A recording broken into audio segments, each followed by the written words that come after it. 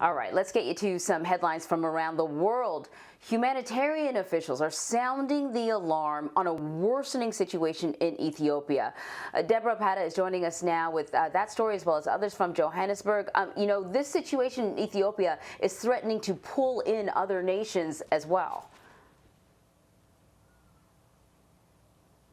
Indeed. Good morning, Anne-Marie. The crisis in Ethiopia's Tigray region is certainly deteriorating even further, and this comes as the United Nations warns that a campaign of destruction is underway. These remarks, made at a UN Security Council that was a closed session, have been obtained by CBS News. UN humanitarian chief Mark Lowcock warned that 4.5 million people needed assistance, and that there were multiple credible and widely corroborated reports from Tigray of widespread atrocities involving mass killings, rapes and abduction of civilians. He singled out neighboring Eritrean forces as fighting on the side of the Ethiopian government and demanded they leave Ethiopia.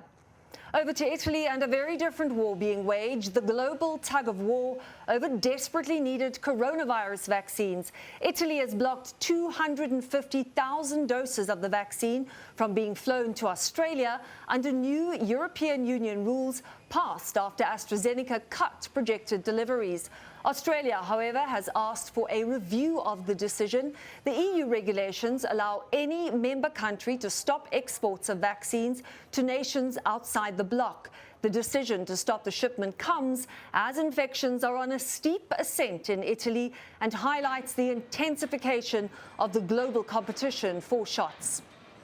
China has announced at its biggest political meeting that it will overhaul Hong Kong's electoral system to ensure what it calls patriots are in charge. It's being seen as a sign that the government will no longer tolerate dissent in the city.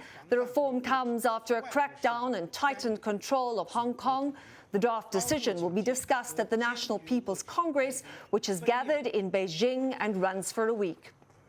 And finally, to Iraq, where Pope Francis has arrived for a 3-day visit amid both pandemic and escalating security concerns. The Pope has made it clear he does not want to disappoint the Iraqi people, especially the country's Christian population. Pope Francis will also meet with Shiite leaders, hoping to establish a groundwork for peace that protects people of all religions in Iraq. There is also criticism that the trip could become a super spreader event amid fears that the Pope could draw large crowds at a time when the coronavirus infections appear to be surging in the country. Now, the Vatican insists that the visit will be safe, socially distanced and devoid of the usual fanfare. The Pope and his entourage have all been vaccinated. Anne-Marie? All right, Deborah, thank you very much.